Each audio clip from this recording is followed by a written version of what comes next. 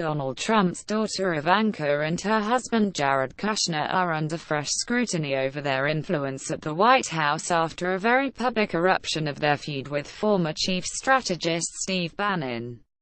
In a gloves-off interview with Vanity Fair magazine, Bannon laid bare the mutual enmity with the senior advisors to the president, one of the worst-kept secrets of the Trump administration. "The railhead of all bad decisions is the same railhead Javanka," he said, using a nickname that conflates the couple.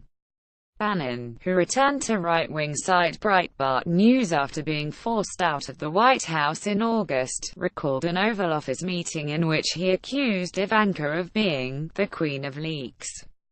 The first daughter allegedly retorted, "You're a fucking liar." Ivanka was a fount of bad advice during the campaign. Steve Bannon. He also condemned Ivanka over her handling of the recent U.S. Senate special election in Alabama, where Republican candidate Roy Moore denied accusations of sexual misconduct with teenagers.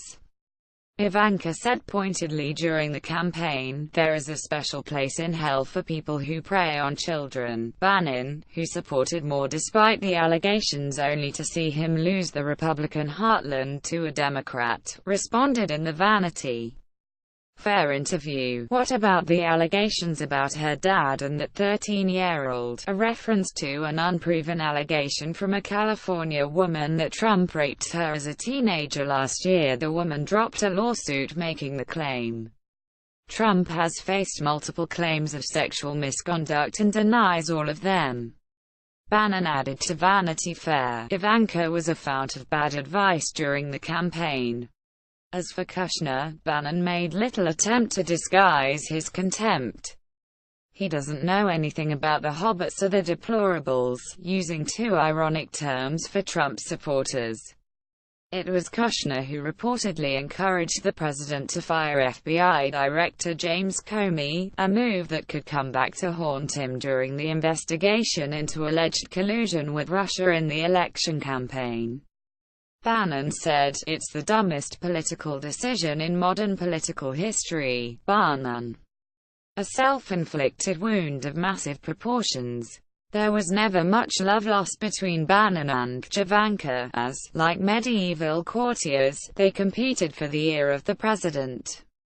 Bannon, 64, has an unkempt appearance. One congressman recently remarked that he looks like a disheveled drunk, and grew up in a working-class, Irish Catholic family in Virginia. He embodies Trump's instincts of insurgent nationalism and anti-globalization and has been accused of stoking antisemitism, which he denies. Kushner is Jewish and, at 36, from a different generation, with a clean-cut smartness that contrasts with Bannon's scruffiness. The scion of a New York property empire, he was previously a Democratic donor who mingled with the wealthy East Coast elites that Bannon despises. Ivanka, also 36, also belongs to the New York faction, and is seen as the favorite of Trump's 5 children.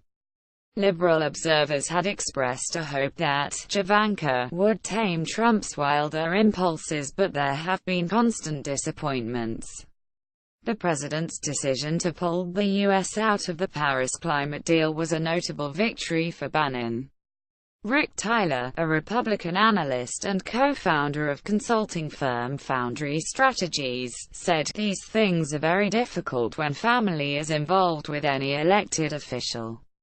They have a different relationship with a principal and it's very difficult to work around if there's a problem. I don't know what Jared and Ivanka bring to the administration." Some said they were going to moderate the president and keep him presidential, but there's not much evidence of that. "I think a lot of advice they provided to the president has not been good." Ivanka came under fire this week after promoting Republicans' sweeping tax reform, her father's first major legislative achievement. During a sycophantic interview by Fox News, which praised her for securing an increase in the child tax credit, she claimed, "I'm really looking forward to doing a lot of traveling in April when people realize the effect that this has." The vast majority will be doing their taxes on a single postcard. Critics were quick to point out the postcard was a publicity stunt and a promise that has not been kept. Steve Bannon, left, and Jared Kushner listen as Donald Trump meets with members of his cabinet at the White House on the 12th of June 2017. Photograph Kevin Lamarck. Reuters. A headline in the Washington Post read, "Once again, Ivanka Trump shows off her cluelessness." Columnist Jennifer Rubin wrote, "She's a walking advertisement for the danger of nepotism, an exemplar of class privilege and a perfect representative for Republican no-Nathangism. She was supposed to be the brains of the family and the moral ballast. Instead, she's a self-righteous enabler." Kushner, meanwhile, appears to be in retreat. Once ubiquitous, his public appearances have declined. It has been widely reported that his gigantic portfolio has shrunk and his influence is on the wane, raising questions over how long Javanka will remain in Washington. This may in part be because of speculation that he will be the next big fish caught in special counsel Robert Mueller's investigation into Russian meddling in last year's presidential election. There has been a steady drip of revelations about his part in the intrigue. Kushner was also forced to apologize in July for filing incomplete security clearance forms. He has denied any kind of collusion with Russia. Also, according to media reports, Kushner was key to Trump's decision to recognize Jerusalem as the capital of Israel, a move that earned considerable international blowback. This week the UN General Assembly voted by a huge majority to reject America's stance. Tyler, former campaign spokesman for Republican Ted Cruz, added, "Jared has shrunken from the spotlight. He seemed to be seen in every photo and was keenly aware of where the photographers were and what type of lens they were using. But we never heard from him and, when we did, it wasn't terribly impressive.